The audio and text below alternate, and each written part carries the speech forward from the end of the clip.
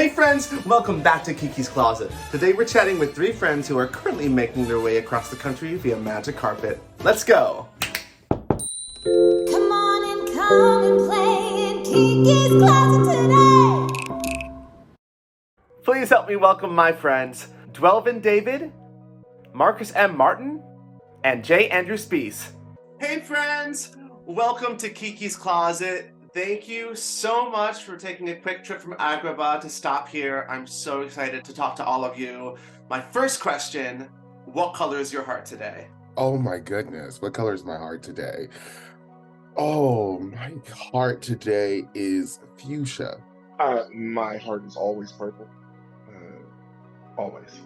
My heart is a bright, the brightest of blues that you can find. Now, the three of you are currently making your way across the country in the second national tour of Aladdin. How's it going so far? Have you had any favorite cities? My favorite city is San Antonio, Texas. I had such a fantastic time there. The Riverwalk, the culture, the art, the Alamo. Like, it was definitely top 5 cities. Oh, my favorite city so far, it's probably been Miami. We got to spend all of January in Florida. And Miami, I've been to Miami before, but this was the first time that I was like, oh, Miami, I'll be back. I'll just go ahead and say all of Florida. You know, I'm from the Midwest. So I'm an Ohio boy, and so we spent all of January in Florida, and I have never gone outside without a coat in January in my entire life. So I was living my best life the entire month of January in Florida. How special was it to get to rehearse the show all together and to launch this new national tour? Oh, so special. I love these guys. These are my Genie brothers. We call ourselves G3. The three of us, we play the Genie, so we call ourselves G3. And it was a great time just getting to share this experience with each other. There was so much excitement, probably a little bit of nervousness as well. This role is a beast. It is a tall task. And so to share the experience of standing at the bottom of the mountain that we have to climb and looking at the top and having these two guys next to me while looking at the top of that mountain, it made the top not look so far away. I remember back in rehearsal, Marcus would be in another room. We would start something with the Genie, and I would start singing, and I'd be like, take it, Dwelvin. And then Marcus would walk in, and then we'd be like, it's you. So we would all three sing the same song. And I don't know any rehearsal process where, one, people feel comfortable enough to do that amongst other principal castmates, and two, where we trusted each other enough to be able to know that we know the material and that we can all present it flawlessly. We always were like encouraging the other one to go, right? If I was doing a fitting and I came in and Jordan was doing it, and I was like, oh, well, I'm gonna sit over here and drink my water. You got it. I'm really happy to hear that.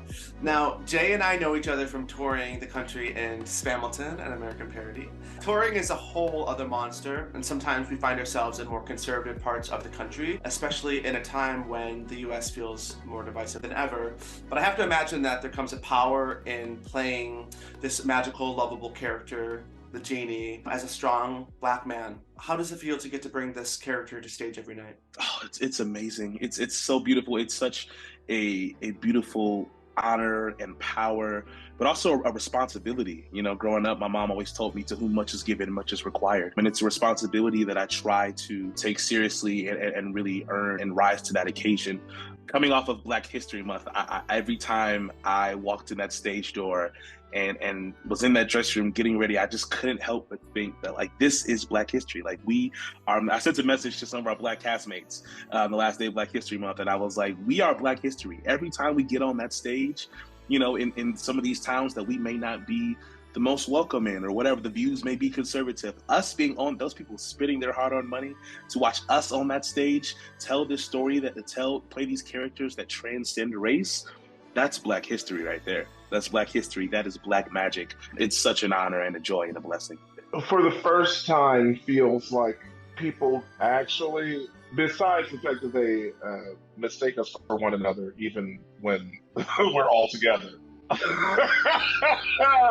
have not been as negative about race as I would have expected. It seems like these characters, and I kind of cringe to say it, but transcend race to most of these audiences. There is something very powerful about being the blue man, you know, being this being that has existed in people's hearts and minds for generations now, and we're consistently having people introduce it to their families, introduce it to themselves, and the way this character breaks free, if you will, leads people to be liberated. And I think any kind of character that allows people to feel liberated in a theater transcends something. It really is a powerful tool to be able to transport and develop story, which is not always available to characters, especially played by Black men. Can you tell me about this G3 check-in that all of you do? Yeah. So our G3 check-in, we mince no words about us being jovial big men. And we like to eat. I can't remember what our first city was, but Marcus said we need to go to a steakhouse and eat. And you don't have to tell me twice that I need to go to a steakhouse and eat. I'm gonna go.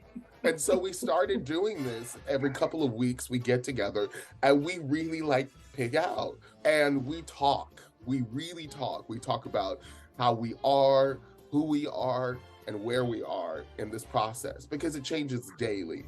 And it sometimes really difficult to be away from your support systems.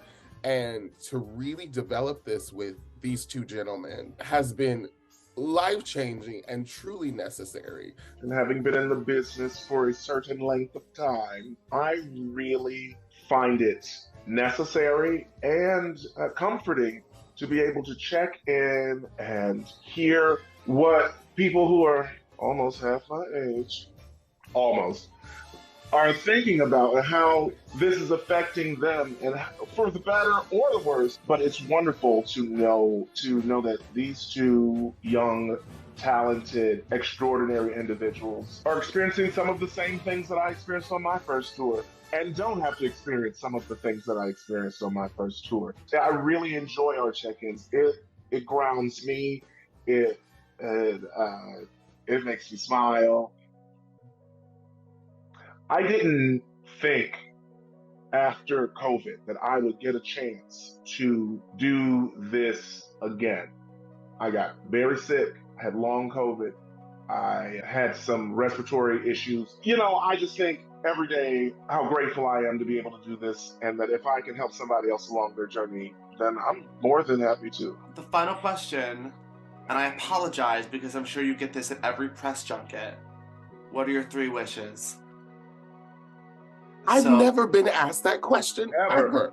What? That feels so obvious. I feel like every Aladdin, I feel like that would be like the go-to. I felt lazy for asking that question, but maybe I feel a little better now. My one wish would be stability. Ooh. The genie is like, what business are you in? Theater? Okay, so you're gonna have to pick another one. My wishes would be things like universal health care. This is such a cop-out, and I apologize.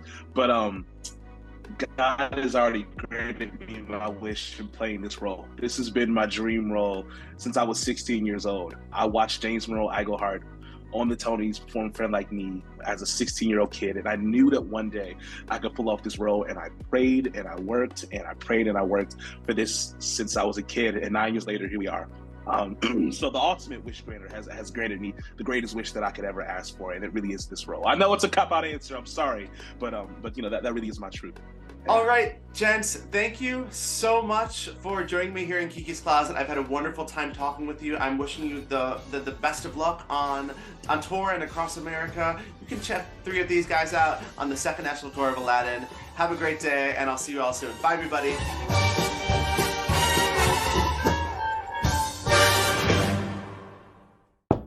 Come on and come and play in Kiki's Closet.